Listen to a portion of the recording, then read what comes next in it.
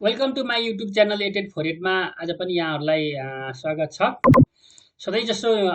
Share बजारको नियमित update लिएर आउने क्रममा आज पनि यहाँहरू समक्षमा उपस्थित भएको छु। सबैभन्दा पहिला म यहाँहरूलाई आज पनि दोहोऱ्याउन चाहन्छु, सेयर बजारमा लगानी सधैँ जोखिमपूर्ण हुन्छ। यहाँहरूले त्यति मात्र लगानी गर्नुहोला। जति दीर्घकालको लागि लगानी गर्नको लागि 5 वर्ष, अल्पकालको लागि मिडियम टर्मको लागि मिड टर्मको लागि 1 वर्ष र कम्तीमा पनि अल्पकालको लागि 6 महिना होल्ड गर्न सक्ने यहाँहरूको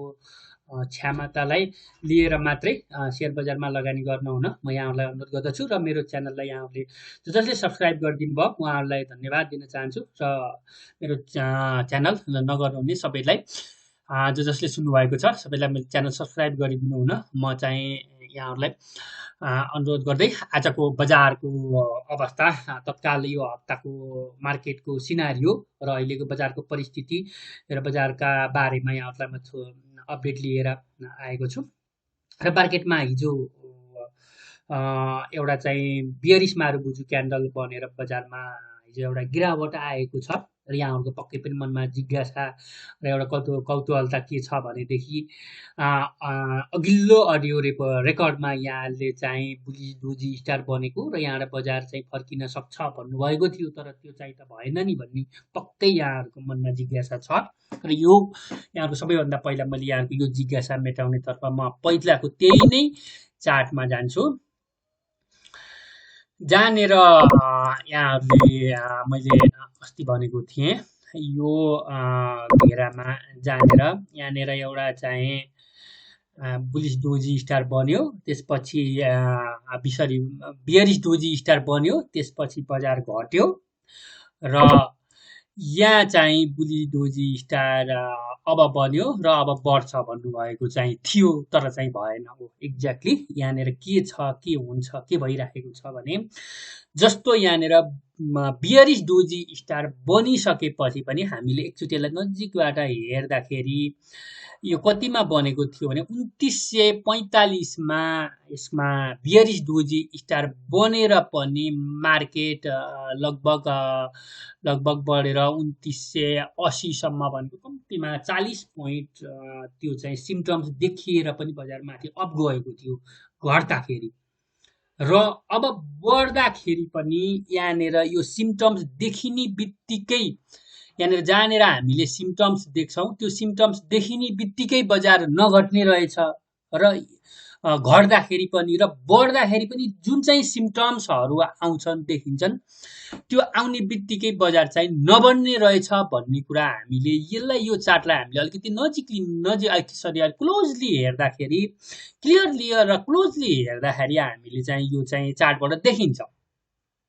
र बजार कहिले पनि बढ्दाखेरि पनि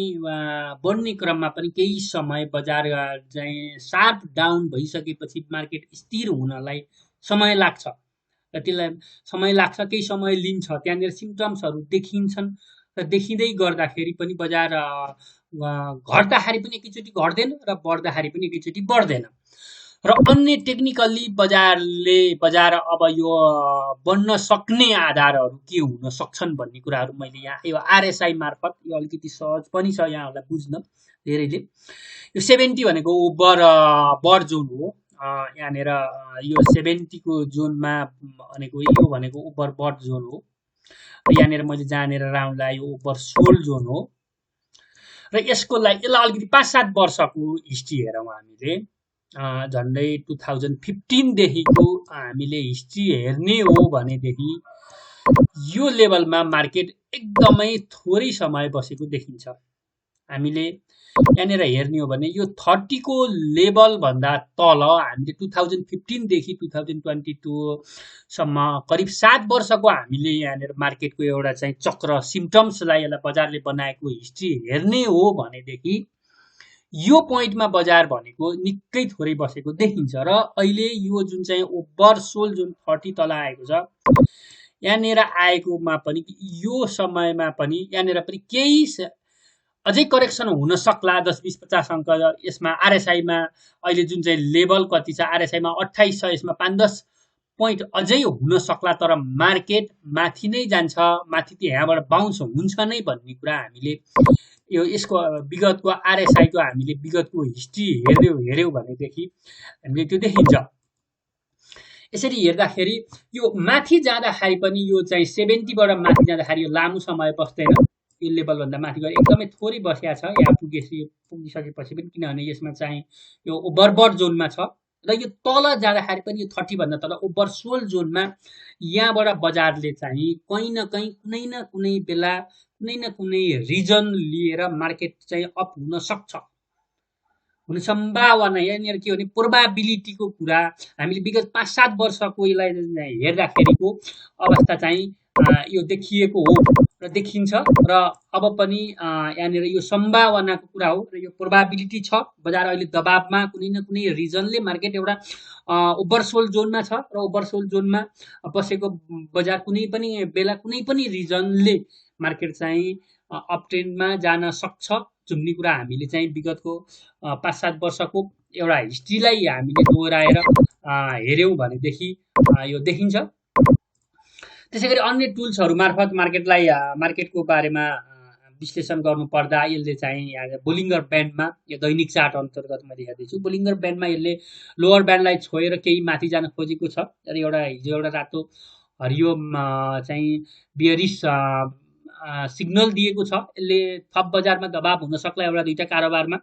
तर यसले चाहिँ अप ट्रेन्ड यहाँनिरबाट यसले लिइसकेको छ। मार्केटको यो मूल्य रेखाले चाहिँ केही माथि अप ट्रेन्ड चाहिँ यसले लिइसकेको छ, यसले अप्पर लोवर ब्यान्डलाई छोडिसकेको छ। बजार घट्दा पनि यसले लोवर ब्यान्डलाई छोडेर केही बिस्तारै माथि जाने देखिन्छ यहाँनिर। त्यसै गरी एमएसिडी अन्तर्गत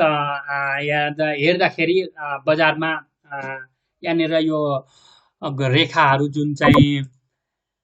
यसले बनाइराखेको छ, यी रेखाहरू बिस्तारै केही घटेको देखिन्छ। यहाँनिर यसले अहिले बनाएको चक्र हेर्दाखेरि यहाँनिर यो हेर्दाखेरि केही घटेको यो हिस्टोग्रामका नेगेटिभ पोइन्टहरू बन्ने क्रमहरू रोकिएको, तर हिजो एउटा बोल्ड भएको छ भनेदेखि अब बन्ने क्रमहरू बिस्तारै एउटा चाहिँ मार्केटमा स्थिरताको सम्भावना यहाँनिर देखिन्छ। केही समय लाग्न सक्छ, यहाँनिर अझै एउटा दुईटा कारोबारहरू केही समय स्थिरता हुनलाई समय लाग्न सक्छ।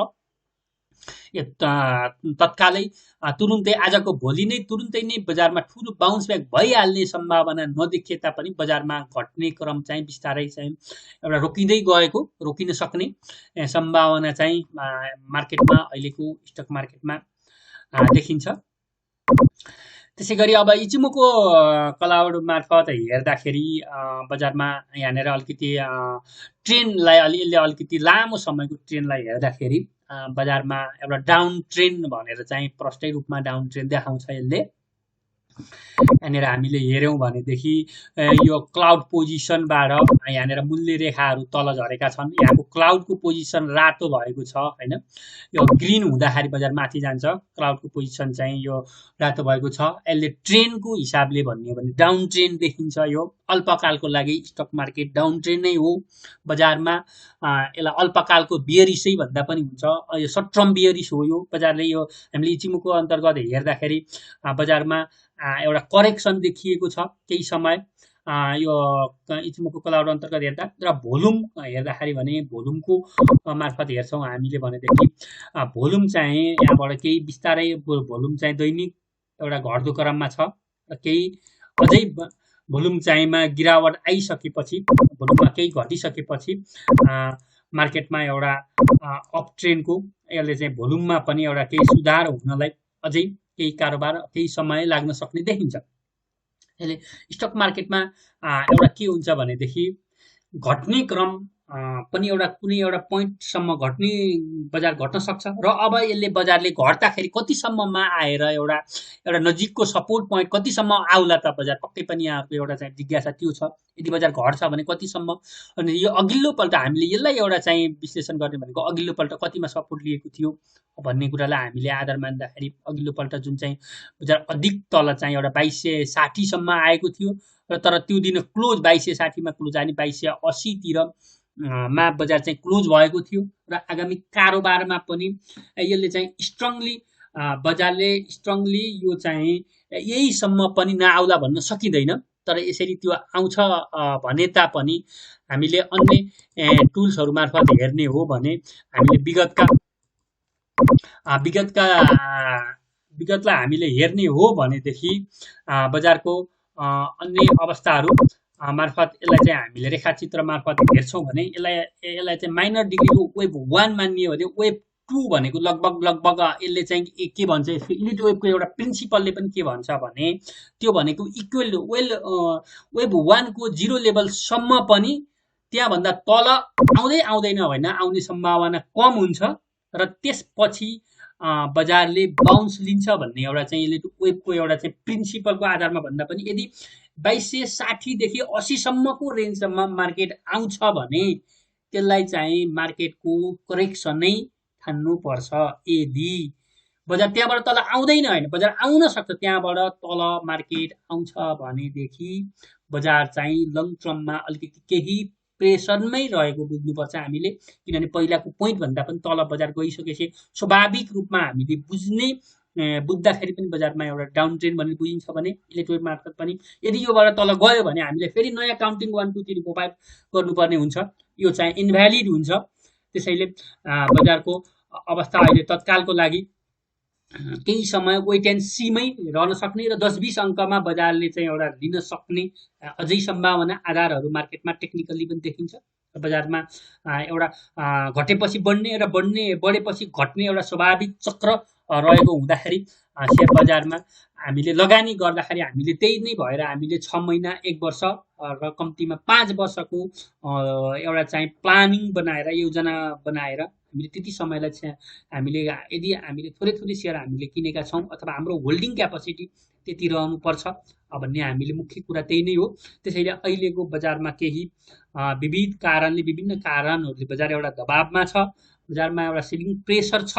तर यो सेलिङ प्रेसर सेलिङ दबाव सधैँ रहिरहन्छ भन्ने हुँदैन। बजारमा कुनै पनि बेला एउटा चाहिँ बाउन्सको सम्भावना पनि मार्केटमा देखिन्छ। रिस्क एन्ड रिटर्नको हिसाबले हेर्ने हो भने पनि अहिले रिस्क चाहिँ जोखिम चाहिँ कम भएको अवस्था हो। बजार डाउन हुँदाखेरि नै रिस्क कम हुन्छ र बजार जति बढ्दै जान्छ रिस्क पनि बढ्दै जाने हो। त्यसैले अहिले डाउन मार्केट भनेको रिस्क चाहिँ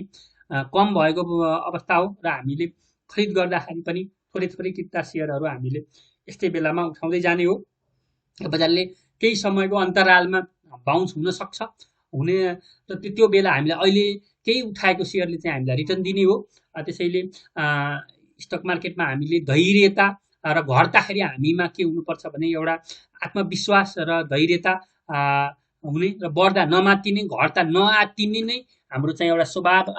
हुनुपर्छ। डिसिप्लिन इन्भेस्टमेन्ट नै मुख्य हो भन्दै आजको छोटो अडियो मैले यहीँ अन्त्य गर्न चाहन्छु। यहाँहरूले सुनिदिनु भएकोमा धेरै धेरै धन्यवाद र मेरो च्यानल पुनः सब्सक्राइब गरिदिनु यहाँहरूलाई अनुरोध गर्दै यहाँहरूको दिन शुभ रहोस्।